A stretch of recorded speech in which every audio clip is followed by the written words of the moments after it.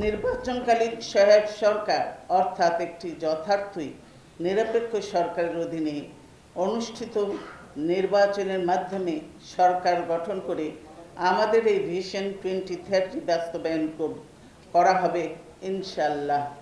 বিদ্যমান সাংবিধানিক কাঠামোয় প্রজাতন্ত্রের নির্বাহী ক্ষমতা এককভাবে প্রধানমন্ত্রীর উপর ন্যস্ত।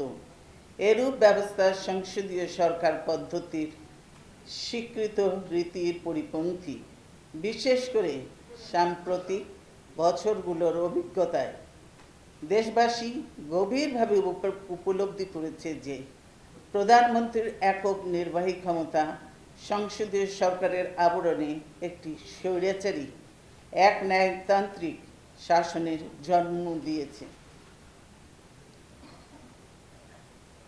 বিদ্যমান অবস্থার অবসানকল্পে সংবিধানের প্রয়োজনীয় সংশোধনের মাধ্যমে প্রজাতন্ত্রের নির্বাহী ক্ষমতার ক্ষেত্রে ভারসাম্য আনা হবে। সংবিধানের এককেন্দ্রিক চরিত্র অক্ষুণ্ণ রেখে বিদ্যমান সংসদীয় ব্যবস্থা সংস্কারের অংশ হিসেবে জাতীয় সংসদের উচ্চ কক্ষ প্রতিষ্ঠা করার বিষয়ে পরীক্ষা নিরীক্ষা করে দেখা হবে। বিতর্কিত ও অগণতান্ত্রিক বিধানাবলী পর্যালোচনা ও পুনঃপরীক্ষা করে প্রয়োজনীয় সাংবিধানিক সংস্কার করবে।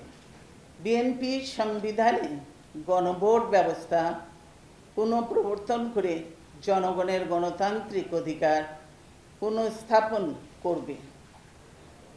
জাতীয় সংসদকে সকল জাতীয় কর্মকাণ্ডের কেন্দ্রবিন্দুতে পরিণত করা হবে।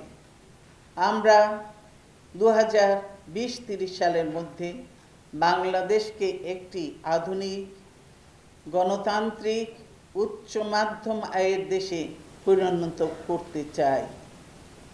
এ সময়ের মধ্যে মাথাপিছু আয় 5,000 মার্কিন ডলারে উন্নীত করা হবে। এর জন্য বার্ষিক প্রবৃদ্ধির হার ডবল ডিজিটে উন্নীত করার সৃজনশীলতার ও বুদ্ধিদীপ্ত উদ্যোগ গ্রহণ করা হবে।